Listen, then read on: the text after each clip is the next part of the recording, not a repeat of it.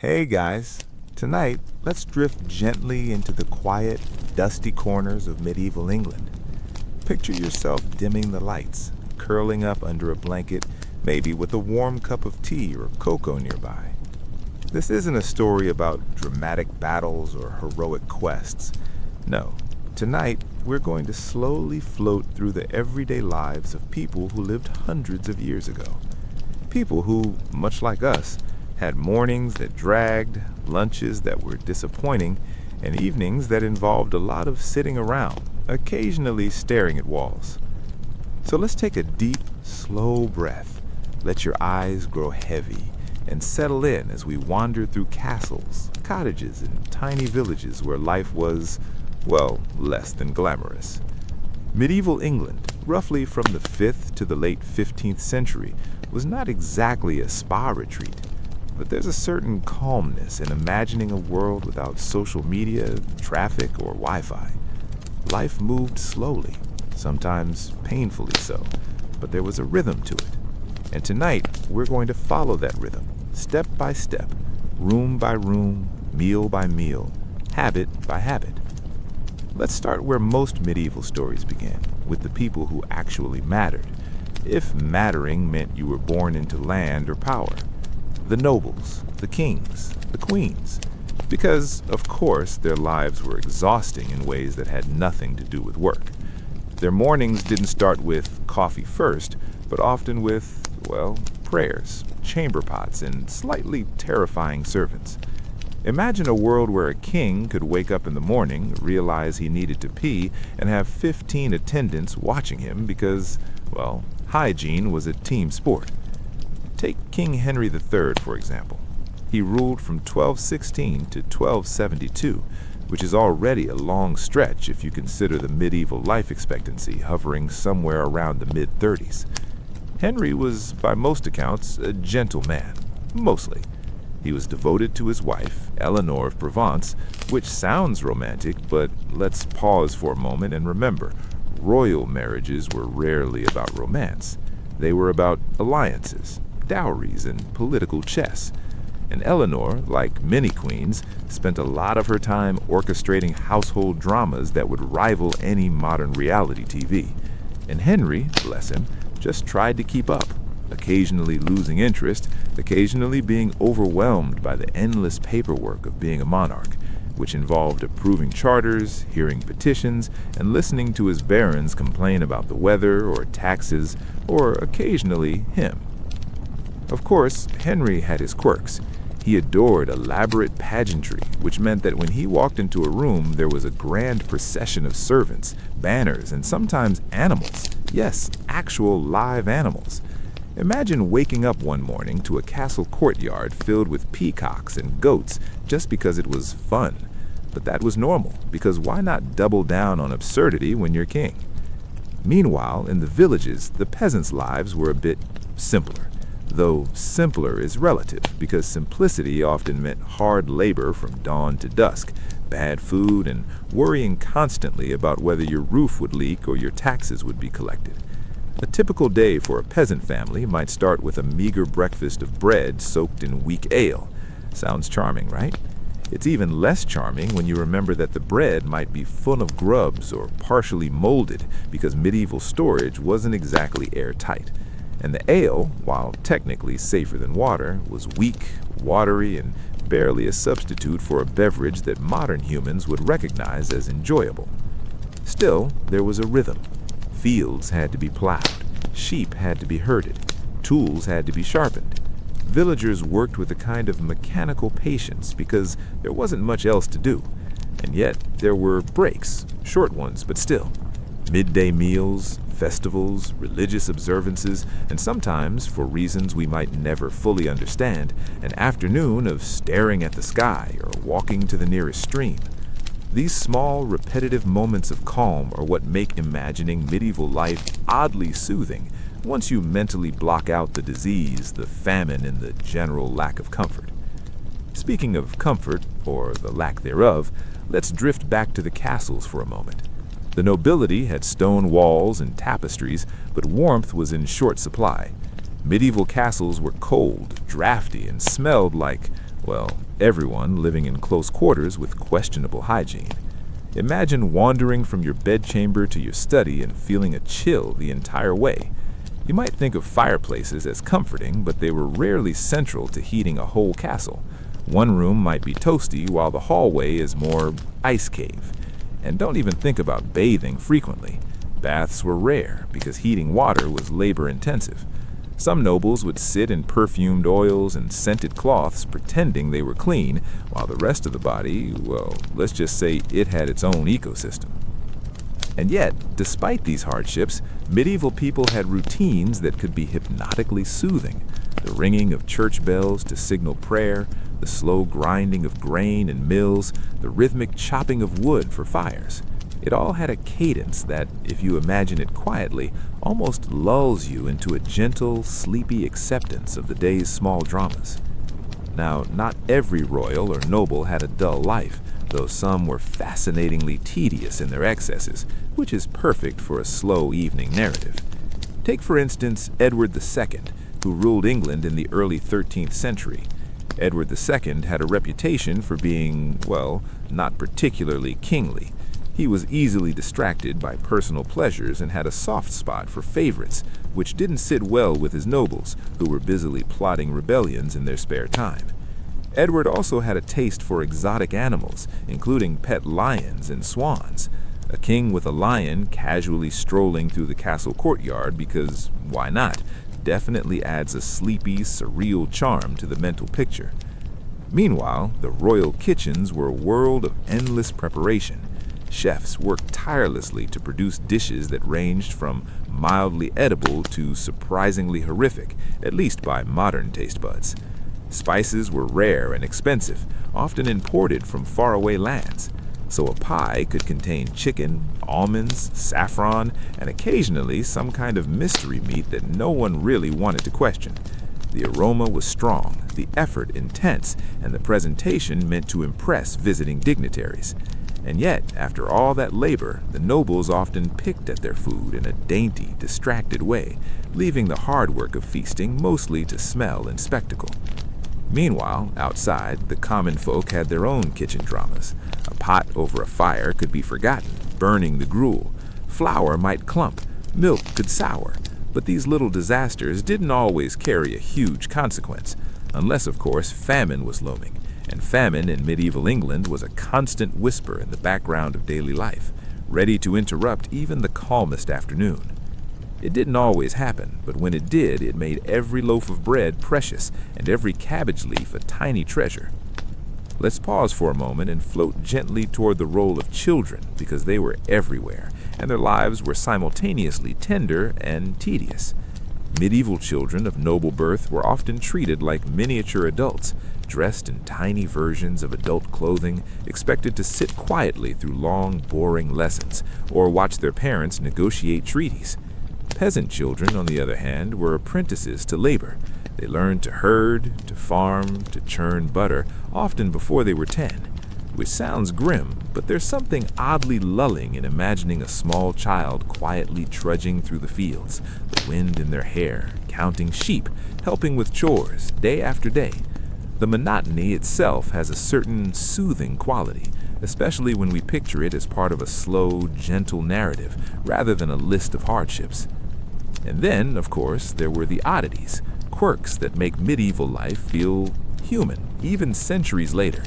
Some nobles had strange eating habits, like consuming meat exclusively boiled in wine, because it was believed to balance the humors. Others had obsessive collections of objects that might seem mundane, like tapestries, coins, or oddly shaped stones. It all paints a picture of a world that is both foreign and familiar. People trying to find comfort, status, and meaning in whatever small ways they could, just like us, just slower and with a lot more layers of wool and ash. So, as we drift through these sleepy corridors of castles and cottages, imagine the gentle hum of life. A blacksmith striking metal in a rhythmic cadence, a baker kneading dough with tired hands, a noblewoman slowly adjusting a tapestry while glancing out the window to a misty morning. These are the quiet moments, the unremarkable patterns that, over time, define an era. Not heroic or dramatic, but steady, predictable, and almost meditative. And with that, let's let ourselves sink into the day-to-day hum of medieval England. We'll linger on more characters, habits, and peculiarities as we continue, exploring both nobles and peasants, castles and cottages, kitchens and fields. The beauty of history, after all, is that even the dullest details can be strangely comforting if you let yourself move slowly through them. All right, let's drift a little further down the corridors of medieval England, past the cold stone walls of castles and into the little quirks of those who lived there. We were just talking about the rhythm of daily life, the slow hum of work, prayer, and food preparation. But there's something especially calming about observing the smaller, almost absurd details of noble life. Take the case of Queen Margaret of England, who ruled, well, sort of, by marriage to Edward I's son, Edward II. Margaret, like many queens, had to navigate the delicate balance of appearing graceful while quietly managing a castle full of complaining servants, distant barons, and a husband who wasn't exactly the sharpest tool in the shed. Edward II, remember, had a taste for lavish gifts, pet lions, and some questionable companions. Margaret's life could be summed up as one long, slow exercise in sighing quietly while supervising the palace's minor disasters. And she did it elegantly, or at least she tried, because, of course, being a medieval queen left very little room for outright rebellion or honesty. Now, wandering a little further afield, let's float over to a more peculiar figure, King Richard II. Richard came to the throne as a boy, which meant his earliest years of rule were basically a slow-motion circus. The adults around him were busy arguing over power, while he spent his time wearing elaborate robes and possibly crying into silk handkerchiefs when things didn't go his way. One of Richard's many eccentricities was his obsession with fancy clothing. He reportedly had entire wardrobes for each day of the week, sometimes even changing multiple times a day, because medieval fashion apparently required that much dedication. Imagine the soft shuffle of velvet and brocade echoing through empty castle halls while minor lords whispered about who had better tights. There's something hypnotically tedious about that image, isn't there? Meanwhile, outside the castle walls, life moved at a more predictable, albeit exhausting, pace. Peasants, for instance, had a calendar dictated by the seasons. Planting, harvesting, repairing fences, caring for animals, each day had a rhythm. Not a thrilling rhythm, mind you, but a steady one. And in its steadiness lies a certain calm. Imagine a field at dawn, mist hovering over the crops, the sound of a plow cutting the soil, a child trailing behind carrying a small bundle of seeds. It's repetitive, yes, but in the slow unfolding of hours and weeks, there's a certain meditative quality. Of course, the contrast between peasant and noble life could be jarring. Nobles fretted over etiquette and table manners, while peasants fretted over whether they'd have enough food to last the week.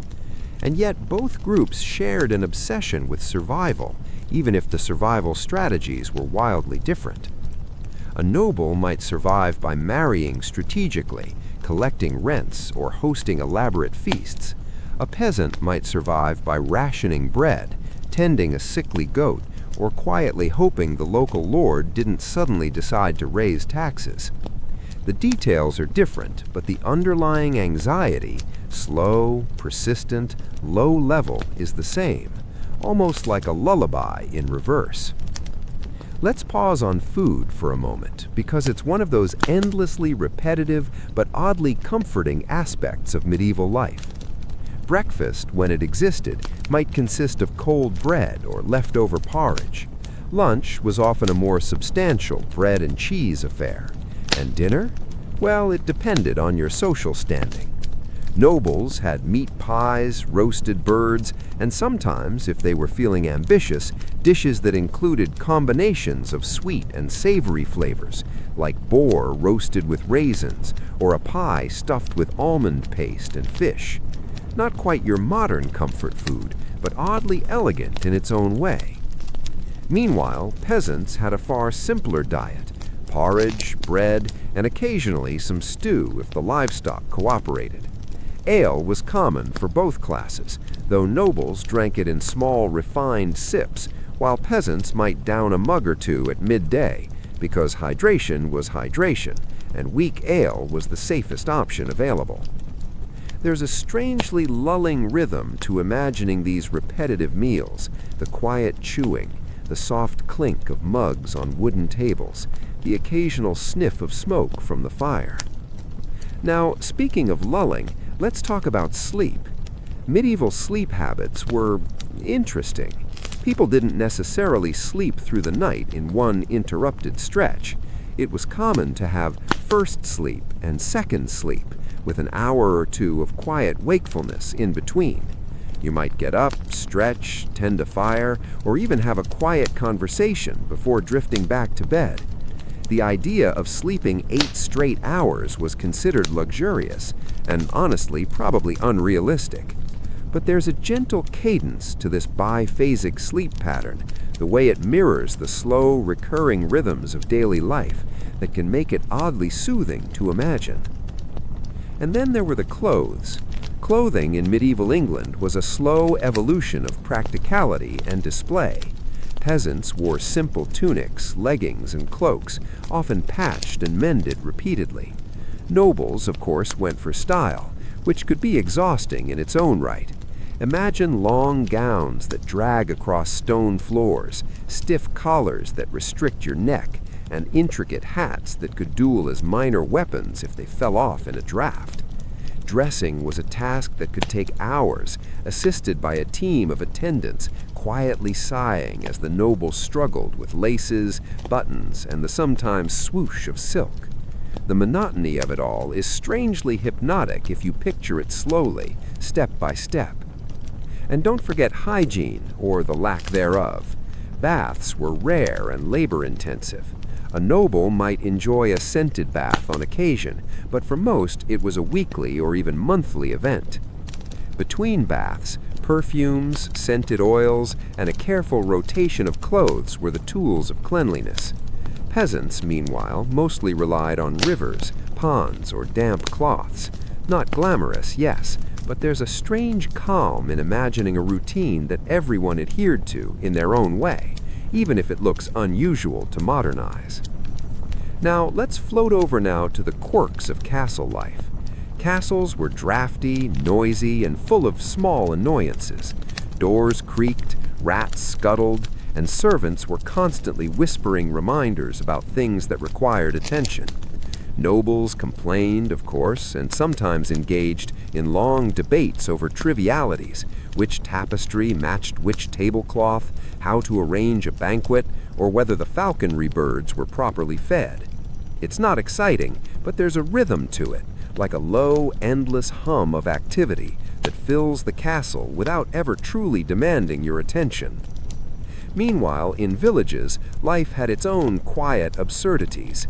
Seasonal festivals punctuated the work, providing small bursts of color and music, often followed by immediate return to plowing or mending fences. And children played games that were oddly similar to modern versions, like chasing sticks, kicking balls made of leather, or storytelling. The repetition and predictability of these games, combined with the gentle supervision of adults, created a slow-moving tapestry of daily life that, if you close your eyes, can be surprisingly relaxing to imagine. And so, as we continue our gentle stroll through medieval England, it's important to notice the contrasts. Nobles with their elaborate gowns, pet lions, and tiny daily dramas, versus peasants with porridge, plows, and a life dictated by the seasons. The castle corridors echo with the shuffle of slippers and whispers, while fields stretch quietly under misty skies, plowed rhythmically by hands that know the work will repeat tomorrow. It's a world of subtle contrasts, small obsessions, and slow-moving routines. Perfect, really, for a calm evening of imagining, letting your mind drift through history, gently, without urgency. And before we pause, let's float once more toward a particularly memorable royal figure, King Henry VIII. Henry was, by all accounts, cautious, practical, and obsessed with keeping order. His reign marked the start of the Tudor dynasty, which meant constant paperwork, careful marriages, and a very strong interest in keeping taxes collected efficiently. He wasn't flashy, but he was effective. Imagine a king meticulously balancing accounts in a quiet study, quill scratching slowly over parchment while a fire burns lazily nearby. There's a meditative charm to imagining a king quietly obsessed with numbers rather than battles. So, as our first couple of hours drift slowly past, think of medieval England not as a violent, chaotic world, but as a series of small, quiet routines. People eating slightly odd meals, walking slowly to their fields, adjusting their gowns, whispering to servants, watching animals wander aimlessly in courtyards. Life wasn't glamorous, but it had a rhythm. A slow, calm, strangely soothing rhythm that makes it perfect for imagining before sleep. And with that, let's let ourselves sink. All right, let's gently wander a bit deeper into the lives of medieval people, because there's something quietly hypnotic about imagining their daily routines. We've touched on kings, queens, peasants, meals, sleep, and the endless small dramas of life. Now let's float toward the slightly stranger, more human side of history. Those odd habits and personal quirks that make these centuries feel alive, even centuries later. Take, for instance, the curious obsession with personal symbols and badges among nobles. A knight or a lord might spend hours ensuring that every glove, every belt, and even every horse blanket carried the proper emblem. Why? Because appearances mattered a lot more than comfort. Imagine a lord spending 30 minutes aligning his coat of arms on a saddle, muttering softly to himself about symmetry, while the horse, blissfully indifferent, flicks its tail and eats hay. The scene is repetitive, a bit tedious, and strangely soothing if you picture it slowly in your mind. Meanwhile, some monarchs had habits bordering on obsessive. King Edward IV, for instance, was said to have an odd fascination with food preparation. He liked to taste everything himself before it reached the table, which means chefs spent a lot of time nervously chopping, roasting, and baking under the watchful eye of a king whose palate apparently knew no bounds. Imagine him quietly nibbling at a pastry in the middle of a grand hall while courtiers tiptoe around him, afraid to cough. The monotony of tasting and retasting, of endless attention to flavor, is one of those small, repetitive details that makes history feel meditative. Let's drift now toward the quieter, more private lives of the nobility. A lot of time was spent in personal reflection, or at least pretending to. Journals, prayer books, and letters filled days that otherwise might have been devoted to tedious paperwork or supervising staff. And some nobles truly embraced this quiet, contemplative life.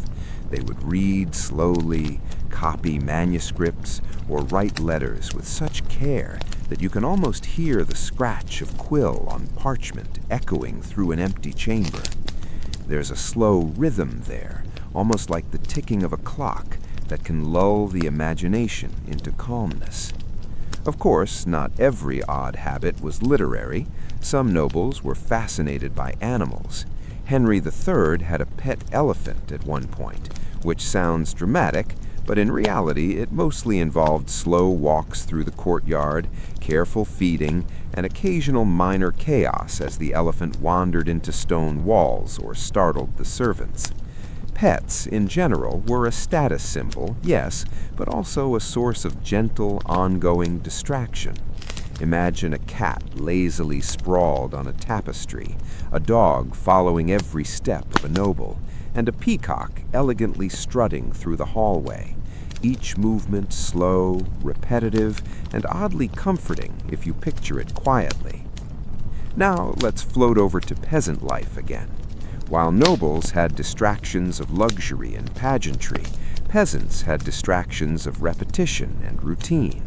Fields needed tending, fires needed feeding, and bread needed baking. There's a strange rhythm to the repeated tasks of a medieval village. A woman stirring a cauldron of porridge, a man hammering a fence post, children chasing one another between houses. These are slow-moving snapshots of life, little moments that drift along like leaves on a quiet stream. And even in hardship, there's a comfort in predictability. The medieval diet, which we touched on briefly before, also had its hypnotic patterns. Meals often repeated ingredients week after week. Bread, cheese, porridge, and occasionally meat formed the backbone of sustenance. For nobles, the repetition was masked by elaborate preparation. For peasants, the simplicity was its own form of rhythm. Imagine slowly chewing a piece of dry bread, sipping weak ale, and listening to the distant lowing of cattle. There's a calm, repetitive cadence in that image, almost like a meditation on slow living. And then there were festivals. Annual events like harvest festivals or saints' days were rare breaks from monotony. Villagers would gather, sometimes dancing, sometimes feasting, sometimes just watching a neighbor trip over a hay bale. Nobles might host banquets with intricate dishes, minstrels playing quietly in the background, and tiny debates over seating arrangements. The festivals were predictable, cyclical, and repetitive, perfectly suited for a slow, calming narration. You can picture the same dance repeated year after year, the same smells of roasting meat and fresh bread, the soft hum of conversation. It's the repetition itself that's comforting. Speaking of repetitive comfort, let's revisit sleep. Sleep in medieval England was often punctuated by quiet wakefulness. People would rise for a few minutes or even an hour, then drift back into slumber. In noble households, there might be attendants quietly shuffling through halls, bringing extra blankets or lighting a small candle. In cottages, someone might rise to tend a fire or check on animals. The slow return to sleep, the gentle rituals surrounding it, is yet another calming aspect of the rhythm of medieval life. And we can't forget the weather, which shaped life in ways both subtle and pervasive. Rain, frost, and mist dictated what could be planted, harvested, or walked upon. The noble, peering through a small window at the drizzle, might sigh and return to a game of chess or embroidery. The peasant, trudging home through mud, might count steps or hum a tune to pass the time. There's a slow, predictable ebb and flow to weather, and imagining it softly pressing against stone walls or fields can have an oddly soothing effect. Now, let's float once more to the personal quirks of monarchs, because they are endlessly fascinating. Take Richard III, for example. Often remembered as the king with a crooked spine, Richard apparently had a taste for quiet efficiency and order. He was meticulous about court procedures, careful about military movements, and, well, not a fan of pointless chaos. One can imagine him slowly reviewing documents, scratching notes with a steady hand, and occasionally muttering softly to himself about minor irritations like a crooked banner or a misaligned table. The calm, repetitive nature of his attention to detail is the perfect background for a slow evening's imagining. And then there's the human side of illness. Life in medieval England was short, and sickness was a quiet, persistent presence. Nobles worried over minor ailments. Peasants endured more serious conditions with limited remedies. Herbs, poultices, and prayers were the standard treatments. Imagine a quiet chamber filled with the soft aroma of dried herbs, a noble lying back while a servant carefully applies a compress. There's no drama here, only a slow, persistent attention to survival. The scene is oddly soothing, especially when removed from urgency or spectacle. Finally, let's drift toward the mundane, because in the mundane lies the rhythm of life that's perfect for sleep. Doors opening and closing, water being drawn from wells, laundry being washed in quiet streams, nobles adjusting robes, peasants mending shoes, children running slowly through villages. The repetition, the soft predictability, the gentle echo of human activity across stone and dirt and wood. It's calming. It's the slow hum of life that has carried on for centuries, unnoticed except when we pause to imagine it carefully. All right, let's continue our slow drift through medieval England, where days are long, routines are slow, and even the smallest details have a kind of hypnotic charm. We've wandered through fields, kitchens, castle corridors, and royal chambers. Now let's linger over some of the more peculiar lives of nobles, because their tiny obsessions and odd behaviors add a strange, gentle texture to history. Take Edward II again, for instance. We mentioned him briefly before, but his life was filled with little personal quirks that are oddly soothing to imagine in slow motion. He loved luxury, yes, but his obsessions weren't grandiose battles. They were personal. Fancy clothing, particular dishes, and a soft spot for companions who kept him entertained in quiet ways.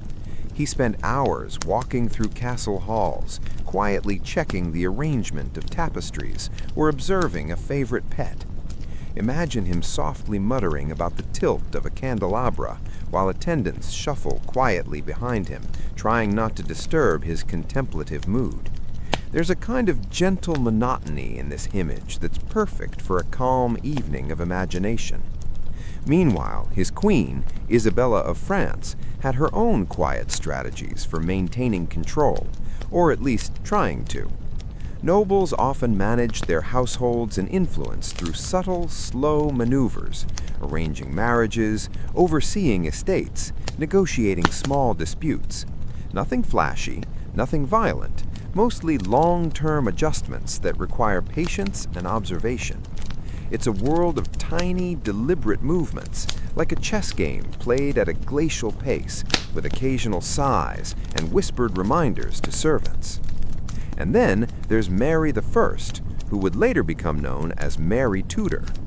Before her reign, she spent long years in careful preparation, slowly observing court life, learning languages, and of course, dealing with endless family drama.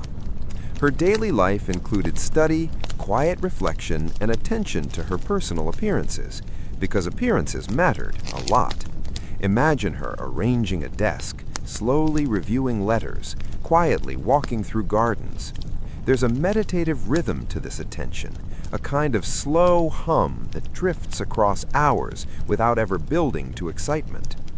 In contrast, peasants experienced the world in patterns dictated by nature. The seasons were the slow metronome of life. Spring brought planting, summer brought tending, autumn brought harvest, and winter brought quiet reflection by firelight. The days were long, but the tasks repetitive. A villager could spend hours mending fences, chopping wood, or churning butter. And while the work was physically exhausting, the rhythm itself, repetition, predictability, slow progression, has an oddly hypnotic quality. Imagine watching a row of fields being plowed in the soft morning mist, the steady creak of a plow, the faint call of birds overhead. It's monotonous, yes, but there's a calm in monotony. Let's pause again for food, because it's one of those small, ever-present threads in daily life. Nobles had elaborate meals, carefully arranged on platters, often eaten slowly in quiet chambers or banqueting halls. Ingredients might be exotic, spices, almonds, saffron, sugar, but the act of eating was deliberate. You can imagine a slow passage of time marked by small bites, the soft clinking of silver, and the occasional whispered comment about flavor or presentation. Peasants, meanwhile, had simpler meals: porridge, bread, cheese, and occasionally vegetables or meat if they were lucky. but the repetition itself, the slow, steady consumption of the same ingredients over weeks, creates a rhythm that's strangely comforting if you picture it quietly. And then there were festivals, which offered brief interruptions to the monotony. Seasonal celebrations, saints' days, and harvest gatherings provided moments of communal rhythm. Dancing, singing, and storytelling occurred slowly, in a kind of gentle procession. Villagers would gather around fires, quietly playing games or performing minor skits. Nobles might host banquets or tournaments, though even these were often predictable in their structure. Pageantry, feasting, and formal procedures repeated year after year. There's a hypnotic comfort in the predictability of it all, a slow rhythm that binds the slow flow of time into something you can almost hear. Speaking of rhythm, let's revisit clothing. Nobles' wardrobes were extensive, often requiring hours of adjustment. Buttons, laces, and layers were arranged carefully, sometimes with attendants offering quiet suggestions. Imagine the soft shuffle of silk across stone floors, the slow twisting of fabric, the muted clink of accessories. It's tedious, yes, but also strangely soothing if you picture it in real time. Peasants had simpler clothing, patched and mended repeatedly, but even this had its rhythm. Washing, sewing, repairing, wearing, repeating. The cycles of clothing mirror the cycles of life itself. Now let's drift toward one of the more eccentric habits of nobles, correcting objects. Coins, tapestries, curiosities from abroad all became the focus of patient obsession. Some nobles meticulously cataloged their belongings, noting every detail in faint, careful script. Others simply enjoyed the quiet pleasure of arranging, rearranging, and observing. The act of slow attention, whether to a small object or a pet or a piece of cloth, creates a kind of meditative rhythm. Imagine a noble quietly running a hand over a tapestry, observing the stitching, while outside the wind moves through the trees. There's a gentle cadence in such small, deliberate actions. And then, of course, there's illness. Life expectancy was short, and sickness a constant companion. Nobles worried quietly over minor ailments. Peasants endured more serious conditions with limited remedies. Herbs, poultries, and prayers were standard treatments. Picture a small chamber, dimly lit, filled with the scent of dried herbs. A noble reclines while a servant slowly applies a compress, the minutes stretching quietly, the outside world fading. There's no rush, no drama, just a slow, persistent attention to survival, repeated day after day. Let's also consider the quiet absurdities of castle life. Drafty corridors, squeaking doors, wandering animals, whispering servants, all provided a kind of gentle soundtrack. Nobles adjusted banners, moved furniture, or supervised meals in slow, repetitive cycles. Peasants in nearby villages moved in rhythms dictated by labor and nature. Both worlds shared patterns of repetition, tiny obsessions, and a general hum of daily life. There's something comforting in imagining these slow, ongoing motions as they unfold over decades, century by century. Finally, let's linger on sleep, which in medieval England was slow, segmented, and rhythmic. People often had a first sleep, a quiet, wakeful period, and then a second sleep. During this quiet interval, nobles might rise to adjust a fire, write a few notes, or move through the castle hallways. Peasants might check animals, stoke a fire, or quietly watch the moon through a window.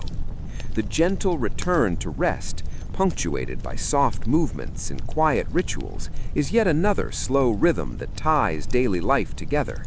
It's the heartbeat of medieval England, soft, consistent, and endlessly calming if you let your imagination drift with it. All right, let's continue our quiet wander through medieval England, drifting slowly from castle halls to village fields, from royal quirks to the gentle rhythm of seasons. Life in this era moved at a pace that, by modern standards, is almost glacial. But that slow unfolding is exactly what makes it so perfect for bedtime imagination. Let's start with the royals again, because they provide endless examples of small obsessions, tiny dramas, and slow routines. Take Henry VIII, though most people only think of him in the context of wives and political upheaval. Before all that, Henry was a young man quietly obsessed with exercise, hunting, and music. Imagine him rising early to practice archery or jousting, the clop of horses' hooves echoing softly through the courtyard. He might stop to adjust a strap, admire the precision of a bow, or hum a tune as he walks back to the castle. The action itself is repetitive and almost hypnotic when imagined slowly. And then there's the slightly tragic side of royal life: illness, melancholy, and obsessive habits. Henry VIII reportedly obsessed over food, weight, and comfort. Before he became notoriously rotund, he carefully monitored his diet and exercise, walking the long corridors of palaces and castles. Picture him moving deliberately, counting steps, noting each day's small routines. Nothing dramatic, just a soft, repetitive focus on self and surroundings. Meanwhile, life for peasants continued in its calm, persistent cycles. Spring brought plowing and planting. Summer brought tending and weeding. Autumn brought the harvest, slow and laborious, followed by preparation for the quiet winter months. Each season had a rhythm, the fields shifting color, the sun rising and setting at predictable times, the air gradually cooling or warming. Imagine a peasant family walking slowly across a field at dawn, carrying baskets of seeds, the mist curling over the ground. There's a gentle, meditative quality in the repetition of these small movements, repeated day after day, year after year. Winter, in particular, had its own slow rhythm.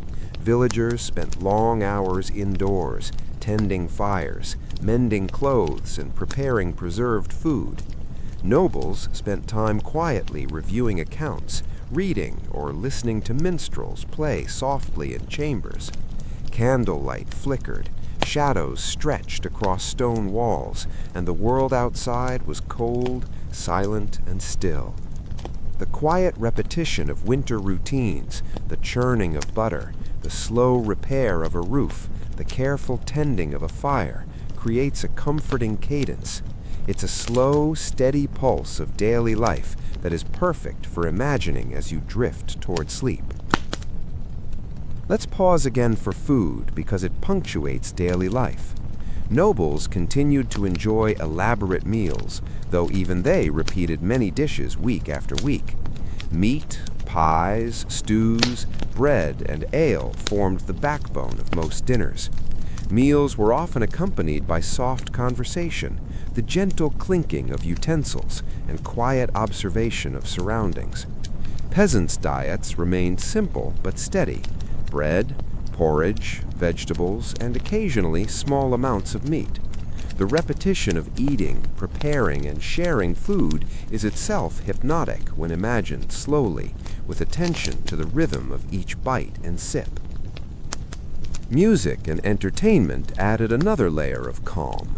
Nobles often had minstrels, harpists, or small choirs performing softly in chambers. The sound was never loud or chaotic, just slow, repetitive melodies that drifted through stone halls.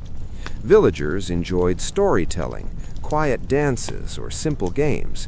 Children ran slowly through the village square, kicking soft leather balls or weaving around wooden posts. The repeated motion, the gentle sounds of human activity create a subtle background hum of life that can feel soothing when pictured in real time. And now a little more on eccentric royals, because they are endlessly fascinating in their gentle oddities. Take Edward VI, Henry VIII's son. Edward was young, scholarly, and careful, with a life that included long hours of study, quiet reflection, and meticulous attention to his surroundings. Imagine him slowly reading by candlelight, quill in hand, copying letters or notes with extreme care. Each small stroke of ink, each repeated motion, adds to the slow, meditative rhythm of his day. Even minor royals had tiny obsessions. Some were fascinated by animals, some by embroidery, others by music or numbers. Henry III had a fondness for elephants, Edward II for pets and companions, Richard II for clothing. Imagine the soft monotony of their obsessions, adjusting a garment, arranging a pet, tasting food repeatedly, cataloging objects, practicing an instrument slowly. There's no drama here, only long stretches of quiet attention which are perfect for imagining at bedtime. And let's drift back to village life, because here the rhythm of labor and leisure is even more pronounced.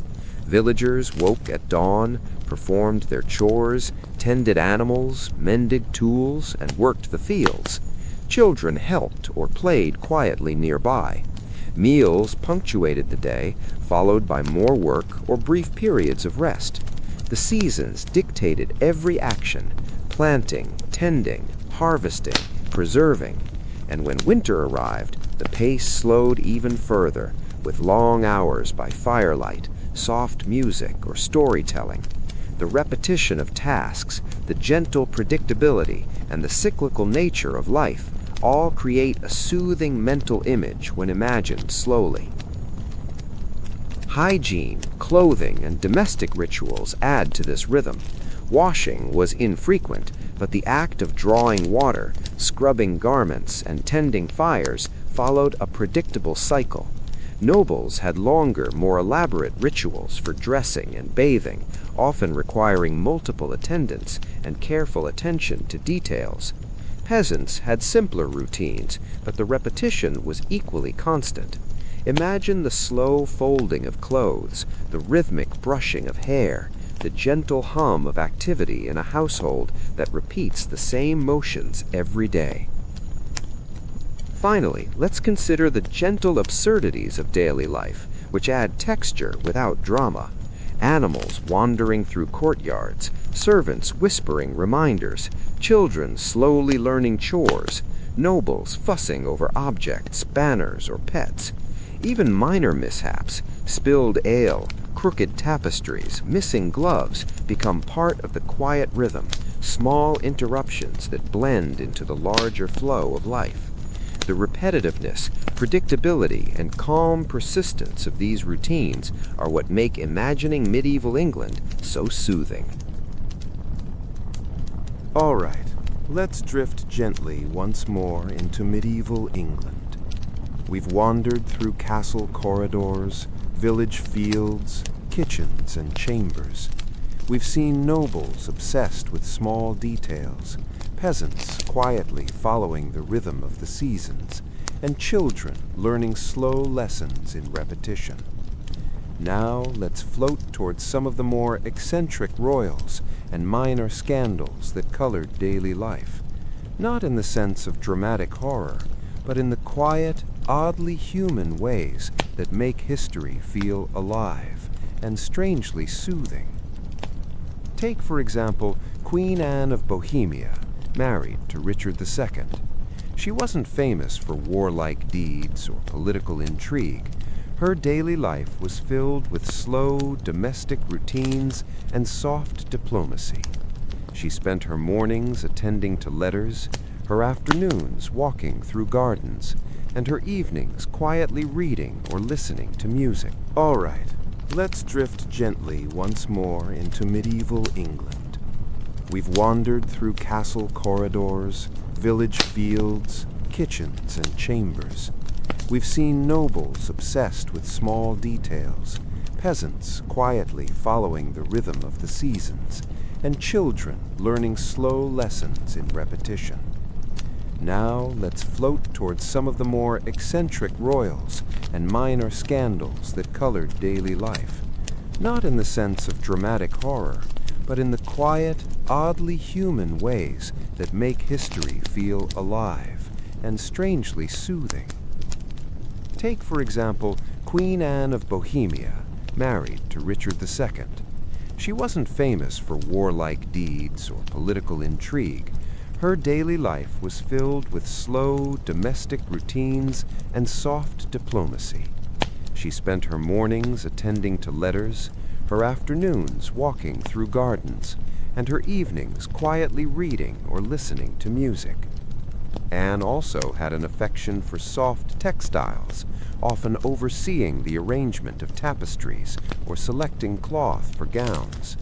Imagine her gently running her fingers over a length of silk, observing the weave, adjusting folds, all with slow, deliberate care. The movements are quiet, repetitive, and oddly calming if you picture them softly. Meanwhile, Richard II himself had quirks that were more tragic than dramatic. He reportedly spent long hours adjusting his wardrobe, worrying about appearances, and quietly lamenting political matters he could not change. There's something meditative in picturing him pacing slowly through the halls, glancing at banners, straightening a table, all in a manner that repeats day after day. These minor obsessions, the gentle rhythm of courtly life, create a soft backdrop for imagining history as a slow, steady hum. And then there's Edward IV again. While often remembered for political maneuvering, much of his daily life was filled with gentle rituals. Meals, walks, reading, music, and small observations of the household formed the bulk of his routine. He enjoyed quiet time, sometimes alone, sometimes with attendants moving softly around him. Picture the slow clink of silver, the faint rustle of fabric, the calm shuffle of slippers across stone floors. There's a hypnotic rhythm here, a monotony that, when imagined slowly, is unexpectedly soothing. Outside the castle, village life continued in its seasonal rhythm. Summer days were long and filled with labor, tending animals, weeding crops, repairing fences. Children helped, sometimes moving slowly behind adults, sometimes playing quietly. The soft repetition of work, the gentle predictability of life, and the constant presence of nature created a background hum. Imagine the slow plodding of oxen, the rhythmic chopping of wood, the whisper of wind through thatched roofs. It's a world of gentle motion, perfectly suited for drifting thoughts. Autumn brought harvest, another slow, steady ritual. Villagers would gather crops, carry them to storage, and prepare for the long winter ahead. Even the act of preservation had its rhythm. Drying herbs, salting meat, storing grains. Each task was repetitive, predictable, and quietly necessary. Picture a family slowly moving through a field, baskets in hand, the air crisp with the coming frost, the soft chatter of conversation. The monotony itself becomes meditative, a lullaby composed of everyday actions. And then there was winter, which slowed life even further. Fields lay dormant, fires burned continuously, and nights stretched long. Villagers mended clothing, baked bread, and huddled quietly around hearths. Nobles, meanwhile, read, wrote, practiced music, or supervised household tasks. Candles flickered, shadows stretched across walls, and the wind whispered against stone. The slow, predictable rhythm of winter life, tasks repeated day after day, meals repeated week after week, creates a sense of calm continuity. Entertainment was similarly gentle. Nobles enjoyed soft music, storytelling, and quiet games. Villagers danced slowly during festivals or played simple games in open spaces. Even minor celebrations had a repetitive rhythm: preparation, performance, brief enjoyment, and return to routine. Children's play mirrored adult repetition in miniature, chasing sticks, tossing balls, weaving slowly through village streets. All of it contributes to a gentle, calming narrative, the kind of low, continuous hum that lulls the imagination. And we can't forget the small absurdities that make life human. Animals wandering through courtyards, misplaced objects, crooked banners, spilled ale, nobles fussing over minor details, peasants muttering quietly about chores. Each small interruption blends into the larger rhythm of life, contributing to a tapestry of repetition and predictability.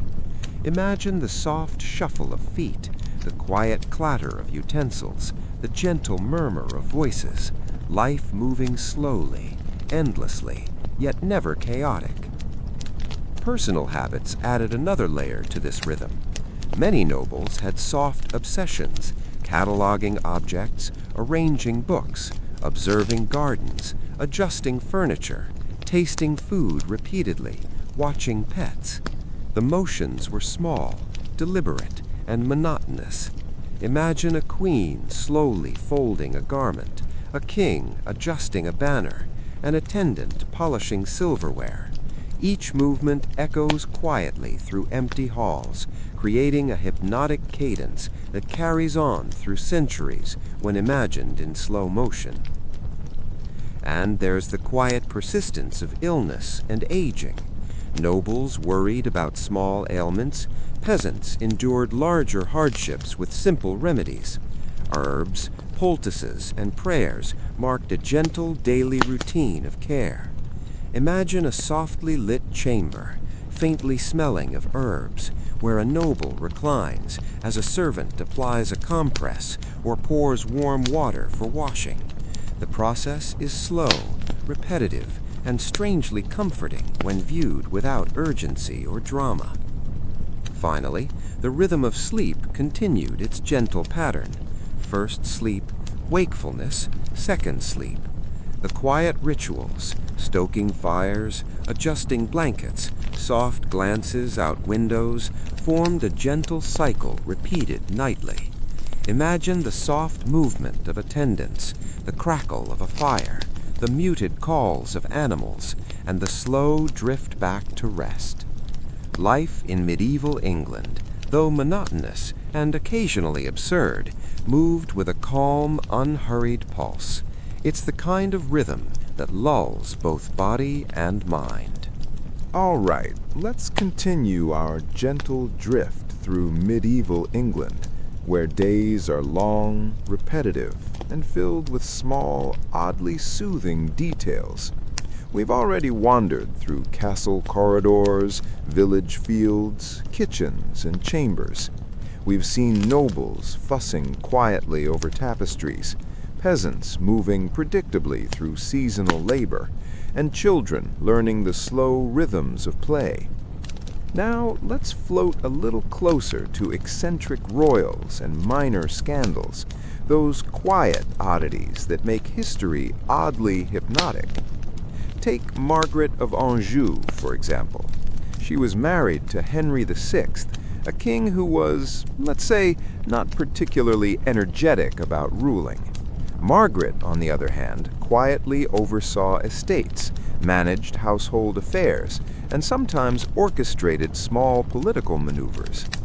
Her daily life involved soft routines, walking through gardens, reviewing letters, adjusting furnishings, and occasionally arranging feasts. Imagine her slowly pacing castle corridors, observing a tapestry, gently adjusting a candelabra, and muttering to herself about minor annoyances. It's repetitive, calm, and oddly soothing if you picture it softly. Henry VI himself had habits that were quietly peculiar. He reportedly spent hours in meditation and prayer, often lost in contemplation. Some courtiers found him tedious, but from a sleep-inducing perspective, there's something hypnotic in imagining a king quietly kneeling for long stretches, eyes closed, hands folded, surrounded by the faint rustle of robes and flickering candlelight. The repetition, the calm, the predictable rhythm of devotion, it's slow, steady, and remarkably soothing. Meanwhile, the ordinary rhythms of village life continued unhurriedly. Spring brought planting, summer brought tending and weeding, autumn brought harvest and preparation for winter. Children learned to help in small ways, carrying baskets of vegetables, following adults slowly through the fields, or helping to mend fences. Even chores like churning butter, kneading bread, or tending fires carried a gentle cadence when imagined over long stretches of time. The repetition, the predictability, the soft, mechanical rhythm, it's hypnotic if you picture it carefully. Winter, of course, had its own soft, meditative pace. Villagers repaired tools, stitched clothing, and baked bread over fires. Nobles reviewed accounts, read quietly, practiced music, or arranged small objects with deliberate care. Candles flickered, smoke drifted lazily from chimneys, and the wind whispered against stone and thatch. Everything moved slowly, every task repeated. Life became a soft, predictable rhythm, the very kind of pattern that makes it easy to let your mind drift into rest. And festivals, when they occurred, added a gentle punctuation to life. Harvest festivals, saints' days, or seasonal celebrations provided quiet interruptions, soft music, slow dances, gentle storytelling. Villagers gathered around fires or in open squares, performing repetitive movements or singing quietly. Nobles hosted banquets or minor entertainments, though even these were predictable in their sequence: preparation, performance, quiet enjoyment, return to routine. The slow, cyclical rhythm of these small celebrations reinforces the meditative quality of daily life. Food remained a constant thread, quietly marking the passage of time. Nobles enjoyed carefully prepared dishes, often with repeated flavors and ingredients: meat, pies, stews, bread, ale. Each bite, each sip was deliberate, slow, and measured. Peasants ate simply: bread, porridge, occasional vegetables or meat, accompanied by soft conversation or the gentle hum of daily labor. The repetition of meals, the predictability of sustenance, and the slow passage of taste create a hypnotic continuity. Imagine the soft chewing, the muted clink of utensils, the aroma of cooking drifting through quiet halls or cottages. And now let's float toward minor scandals, which in this context are gentle curiosities rather than drama. Nobles occasionally had quiet disagreements over estates, marriages, or household etiquette. Some were fascinated by animals or soft obsessions like embroidery, music, or collecting small objects. Others fussed over attire, pets, or the arrangement of their chambers. These little oddities repeat across centuries: a duke obsessing over a tapestry, a countess carefully arranging flowers, a young prince testing the symmetry of his robes.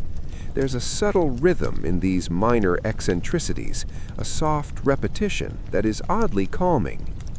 Sleep remained a key part of daily life, always with its gentle structure: first sleep, quiet wakefulness, second sleep. Nobles might rise slowly to adjust a fire, write a note, or move through quiet halls. Peasants might check animals, stoke a hearth, or quietly watch the moon. The slow, predictable return to rest, repeated nightly, forms a gentle, continuous pulse. Life itself becomes a soft hum, uninterrupted by urgency, full of repetition, subtle detail, and calm persistence. And then there's the quiet absurdity of everyday life: cats wandering through halls, banners slightly askew, spilled ale, minor household mishaps.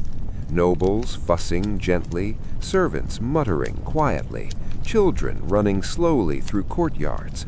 Even mishaps repeat, over decades, over centuries, but their predictability adds to the calm rhythm. Imagine these moments softly unfolding in real time, like leaves drifting slowly down a stream. And finally, the rhythms of labor and leisure create a hypnotic pattern. Nobles move slowly through castle corridors, adjusting garments, tasting food, or observing objects. Villagers plow fields, carry water, repair roofs, and prepare for changing seasons. Children imitate adult work or play quietly. Animals wander lazily. Fires crackle. Wind whistles through trees.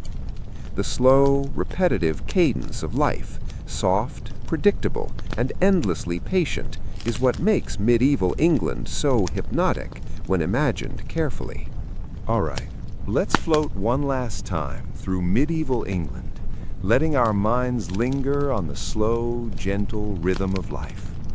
We've wandered through castle halls, village fields, kitchens, gardens, and quiet chambers. We've observed eccentric royals, minor scandals, seasonal festivals, and the repetitive cycles of labor, leisure, and sleep. Now let's settle fully into the small details, the soft patterns, and the slow passage of time, so we can drift completely into calm.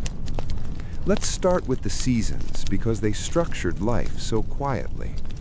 Spring arrived slowly, with soft green shoots pushing through the soil. Villagers planted crops, tending them carefully, observing the rhythm of nature. Nobles wandered through gardens, noting the first blooms, adjusting arrangements, or quietly overseeing gardeners. Children helped when possible, moving slowly through fields or following adults in gentle imitation. The repetition, the same planting rituals year after year, creates a hypnotic continuity when imagined in real time. Summer brought long, slow days. The sun rose early, casting soft light across fields and castle courtyards. Villagers tended crops, watered plants, mended fences, and carried water. Nobles supervised quietly, sometimes walking slowly through their estates, tasting fruits or observing livestock. Festivals punctuated the warm months, though even these had a slow, gentle cadence: music, dancing, storytelling, and meals. The predictability, the repetition, and the gentle pace make summer a season of quiet activity and soft observation. Autumn arrived gradually, with leaves changing color and a soft chill in the air. Harvest took center stage. Villagers carried crops to storage, dried herbs, salted meat, and prepared for winter. Nobles oversaw estate accounts, quietly inspecting the year's work, adjusting plans for the months ahead. The days grew shorter, the light softer, and the rhythm slower. Every repeated motion, carrying baskets, stacking grain, mending clothing, adds to the meditative pace of life. Winter followed, bringing quiet, still nights. Fields lay dormant, fires burned constantly, and life moved slowly indoors.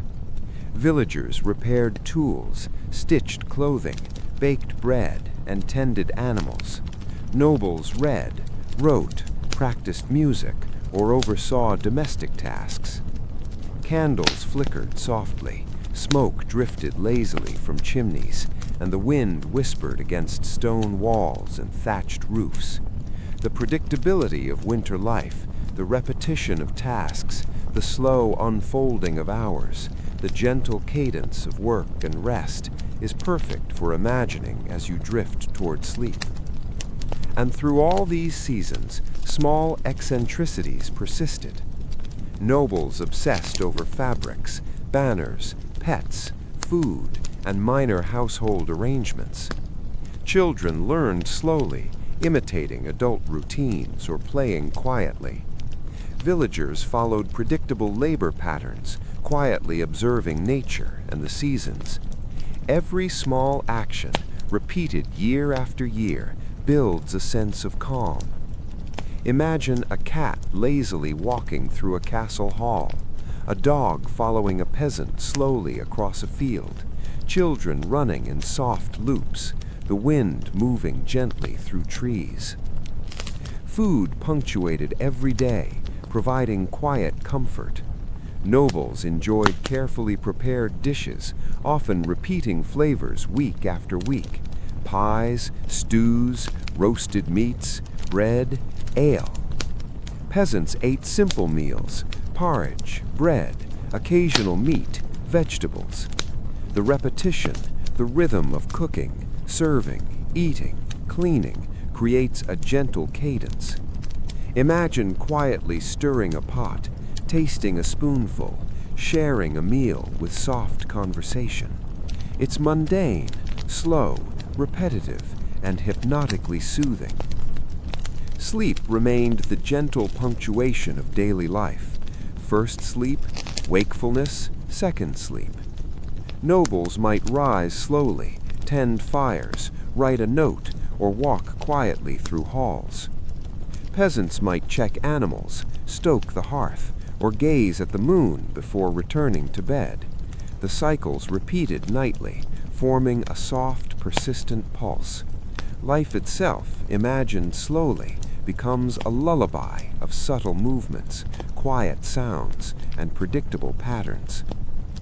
And finally, let's return to the small absurdities that make medieval life human. Misplaced objects, crooked banners, wandering animals, spilled ale, minor household mishaps, and gentle fussing. Nobles observed quietly, attendants shuffled, children played, villagers murmured softly. Even the little disruptions repeat, but they become part of the steady, hypnotic rhythm of life. Imagine the soft shuffle of feet, the faint clink of utensils, the whisper of wind, the slow turning of seasons.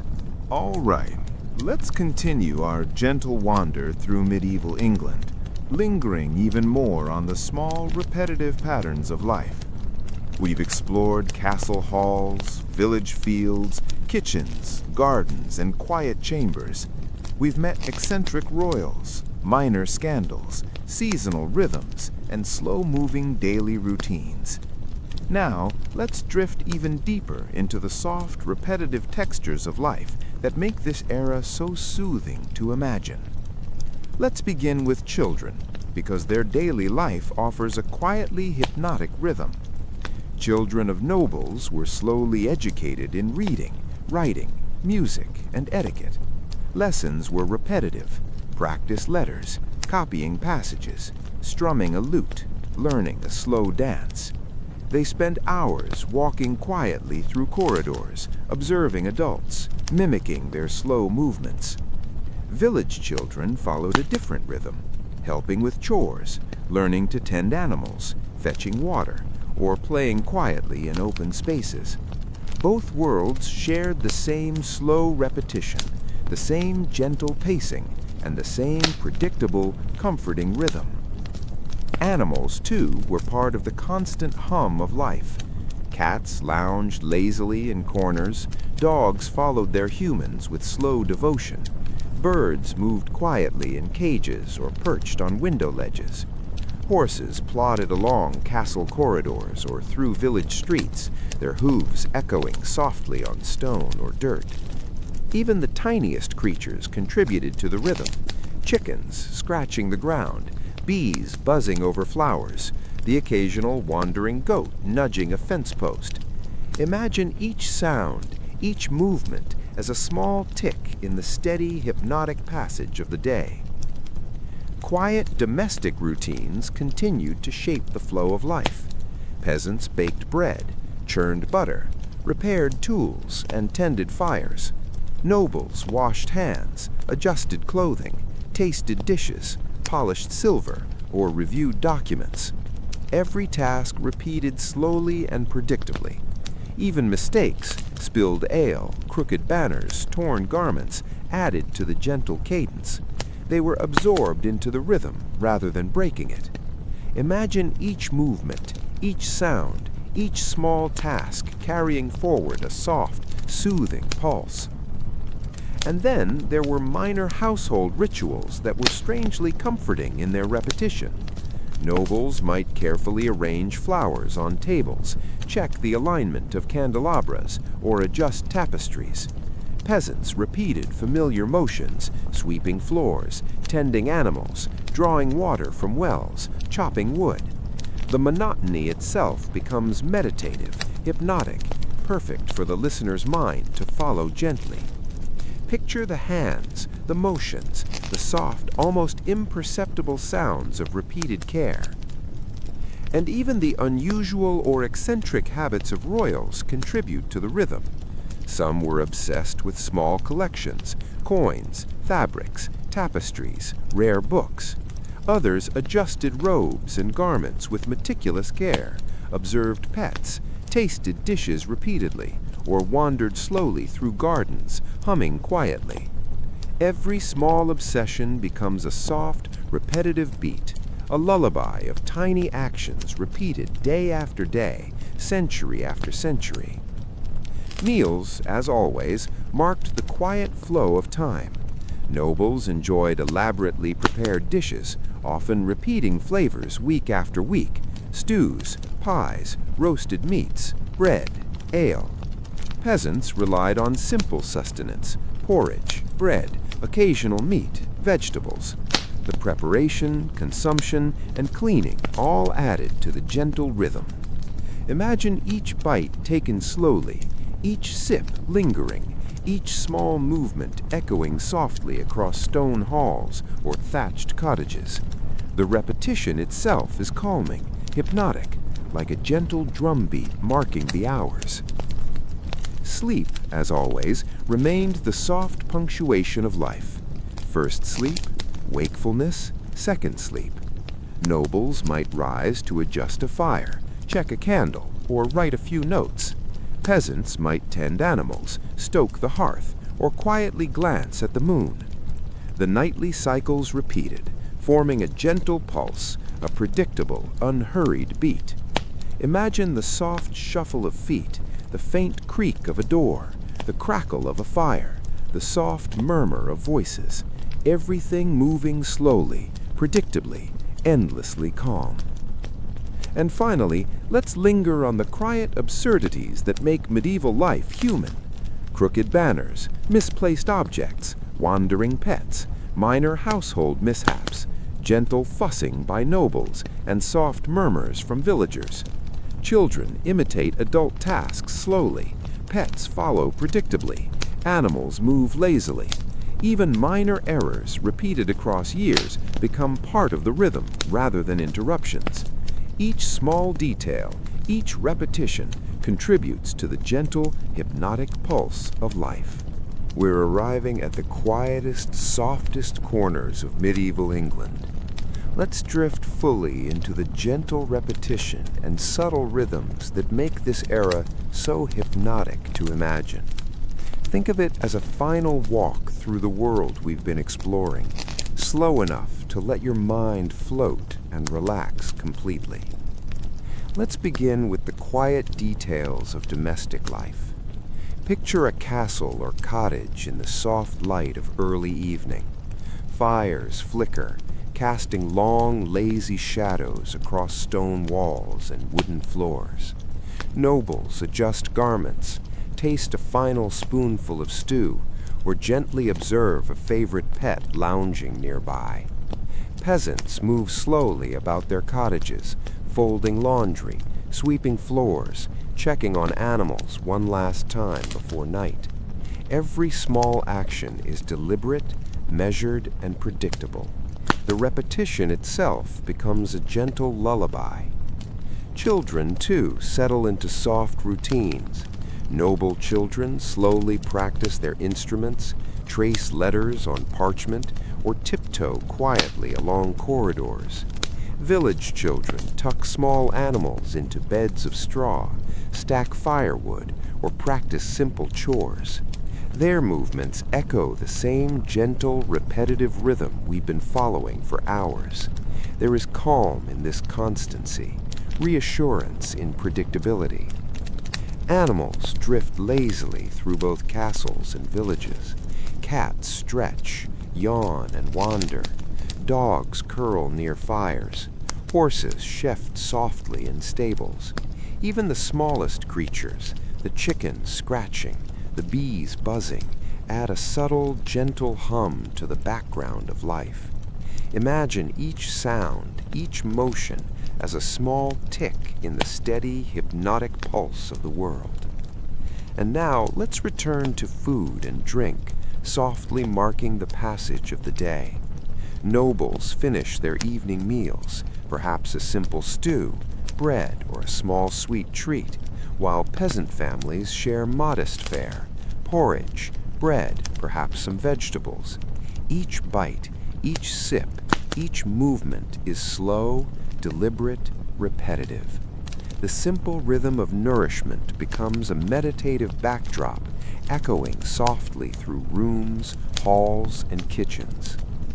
Seasonal cycles continue quietly in the background.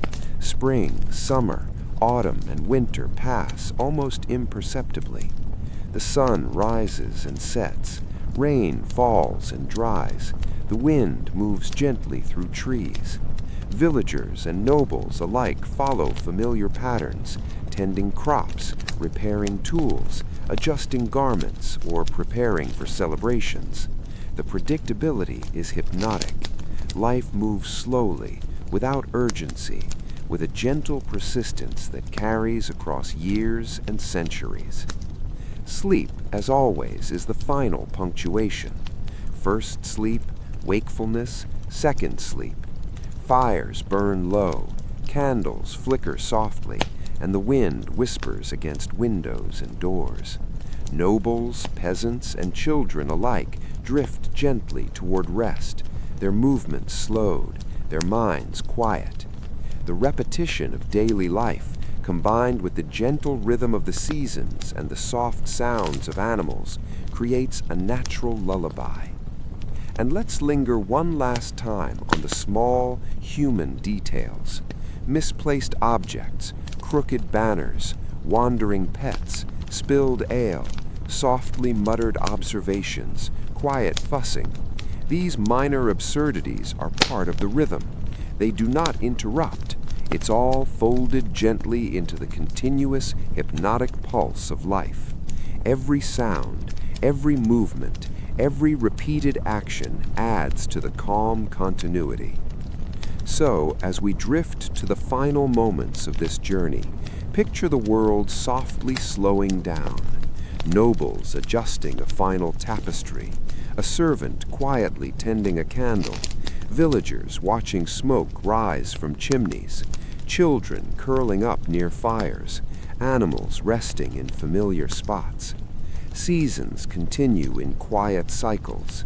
Meals repeat. Chores repeat. Sleep arrives predictably, gently, endlessly calm. We're still here in medieval England, long after most of the world has gone to bed. Fires are low, voices are hushed. Even history itself seems to be speaking more softly now. This is the hour where very little happens, and that's exactly why it's perfect. Picture a late medieval night, the kind where time feels stretched and vague. The stars hang overhead, doing absolutely nothing productive. The moon drifts slowly, like it forgot where it was going.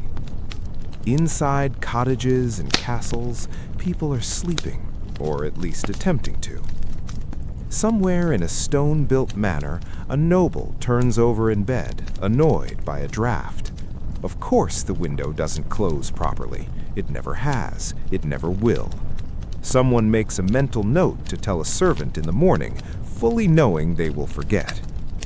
In a nearby village, a peasant wakes briefly during the space between first and second sleep. This isn't panic. This is normal. They sit up, stare at the dark for a moment, maybe think about absolutely nothing, maybe think about bread. Bread comes up a lot. Then they lie back down and drift off again, unconcerned. The medieval night is not dramatic. It is patient. It is long. It is mostly made of silence. Let's stay here a while. During these hours, castles feel less impressive. Without banners fluttering or servants bustling, they become what they really are: big, cold stone boxes filled with sleeping people and the occasional rat who did not ask permission to be there. Corridors echo softly if someone walks through them, which is why no one does unless they absolutely have to. A lone servant might carry a candle, walking slowly, carefully, because spilling wax at this hour would somehow feel like a personal failure. The candlelight flickers against the walls, illuminating tapestries that depict battles no one alive remembers clearly. The figures on the fabric look frozen and tired, like they've been fighting for centuries and would also like to lie down. Somewhere behind a heavy door, a noble snores gently. Somewhere else, another noble snores aggressively, like it's a competitive sport. Titles do not protect anyone from snoring. History does not record this, but it should. In villages, animals are often the loudest presence at night. A cow shifts in its stall, a dog sighs dramatically before settling back down. Chickens, somehow, make noise even while sleeping. No one questions this anymore. The sounds blend together into a soft, uneven rhythm. Not music, just life continuing at a very low volume. Morning will arrive eventually, but there's no rush. When it does, it will arrive quietly, not with alarm clocks or urgency, just with pale light creeping through gaps in shutters and between uneven roof beams. People wake slowly, very slowly. A peasant opens their eyes and stays still for a moment, listening. The house smells faintly of smoke, wool, and yesterday's food. It smells like every other morning. That's comforting. They sit up, stretch, rub their face. There is work to do, but not yet. First, the fire needs attention. Fires are basically medieval roommates, high maintenance, always demanding care, but impossible to live without. In castles, nobles wake in a similar way, just with more fabric involved.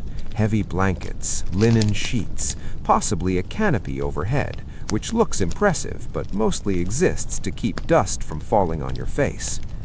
A servant might already be awake, moving quietly, preparing clothing.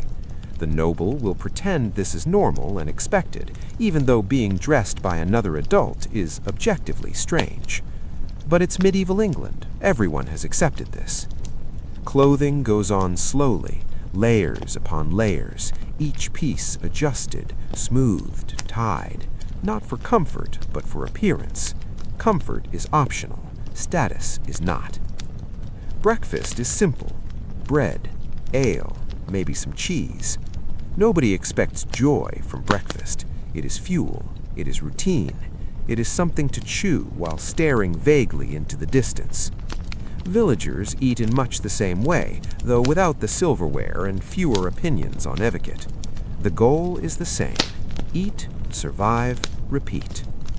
As the day unfolds, movement increases just a little. Fields begin to fill with slow activity, not rushing, never rushing. Medieval farming is a long-term relationship with patience. Seeds are planted, tools are lifted and set down again.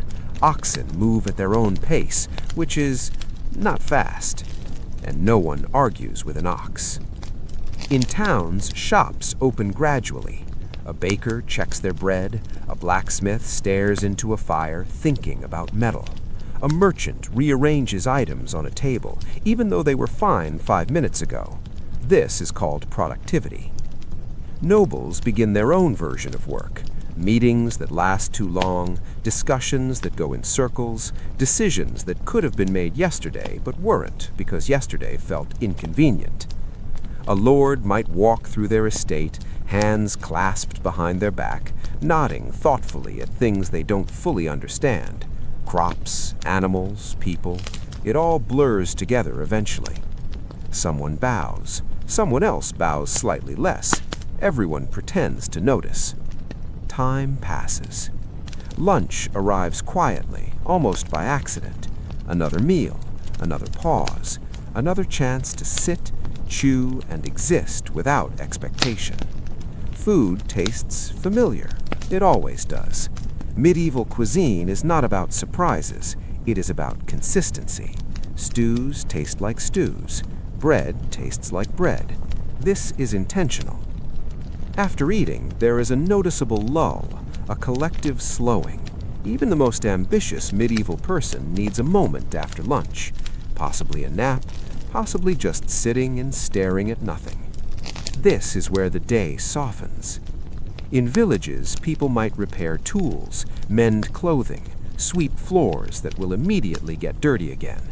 These tasks repeat endlessly, and no one is offended by this.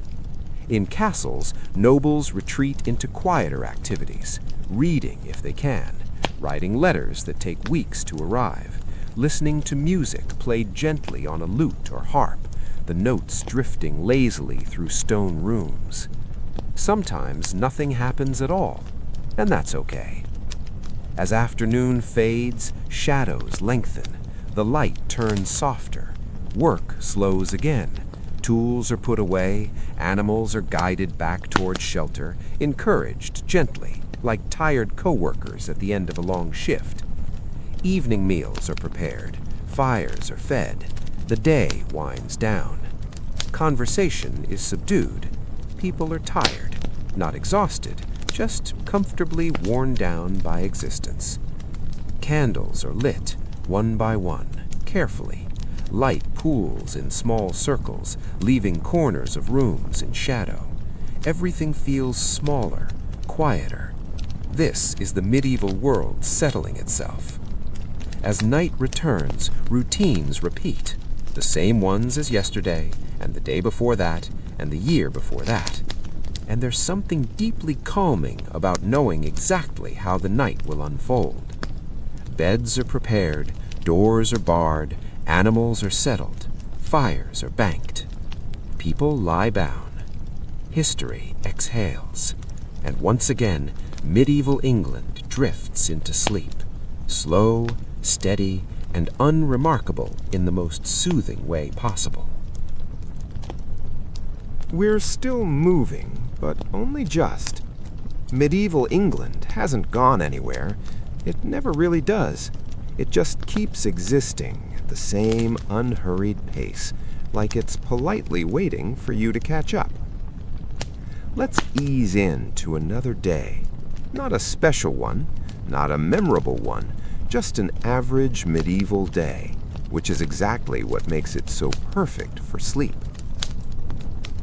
Morning arrives again, softly, without announcement.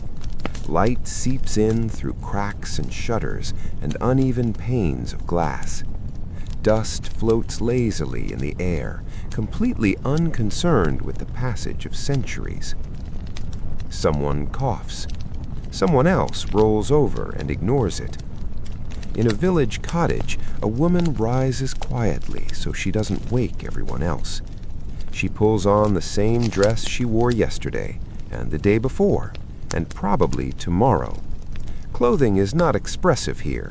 It is loyal. It shows up and does its job. She checks the fire. It survived the night barely.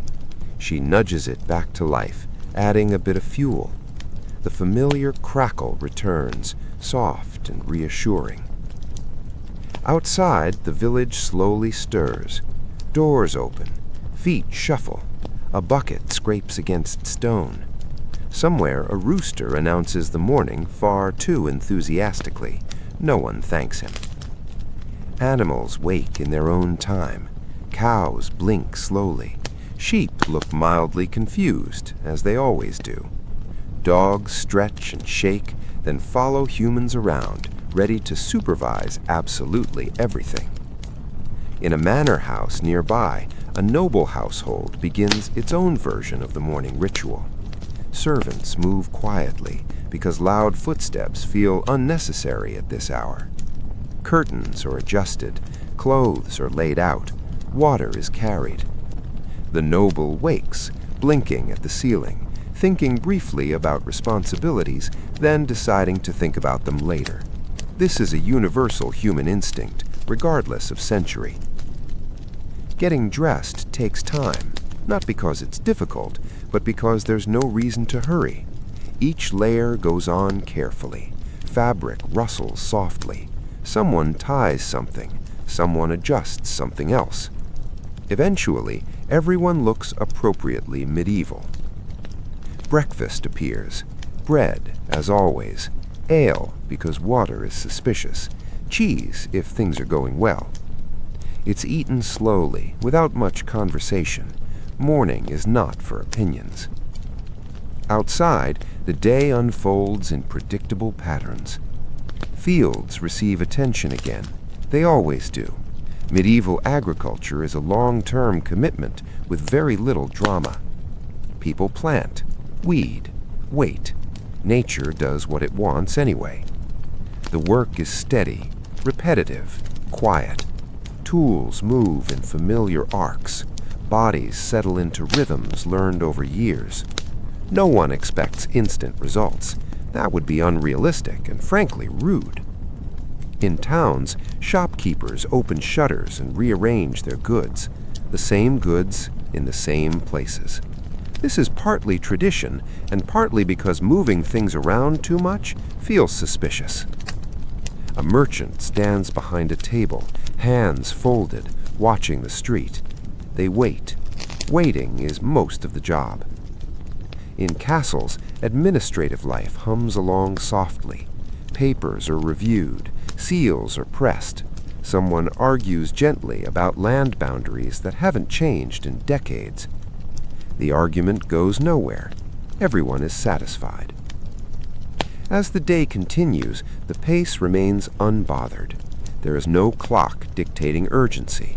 Time is measured by light, hunger, and habit. People pause when they feel like it. Work resumes when it seems appropriate. Midday arrives without fanfare. Another meal, another moment of stillness. People sit, eat, chew slowly, think about nothing in particular.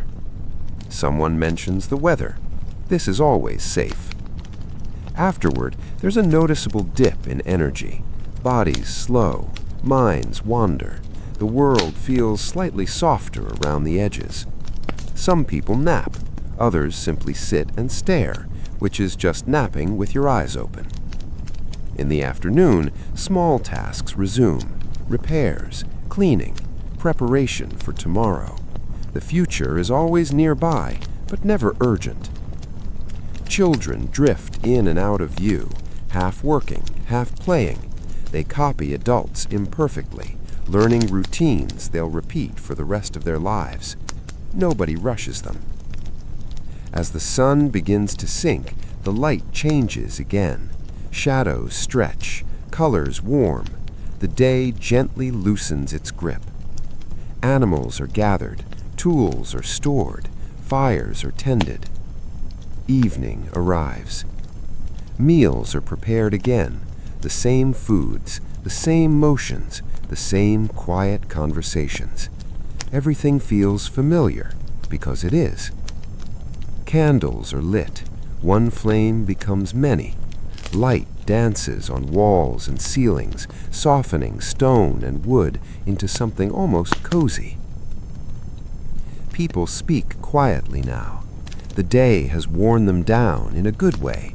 Not exhaustion, just readiness. As night settles in, routines repeat once more. Doors are closed. Beds are prepared. Clothes are folded or dropped where they'll be found again in the morning. First sleep approaches. People lie down. They adjust. They sigh. The world slows. Outside, the village goes quiet. Inside, castles echo faintly, then still. The medieval night stretches ahead, long and calm. Nothing dramatic is waiting. Nothing urgent needs attention. Just time, moving forward gently, steadily.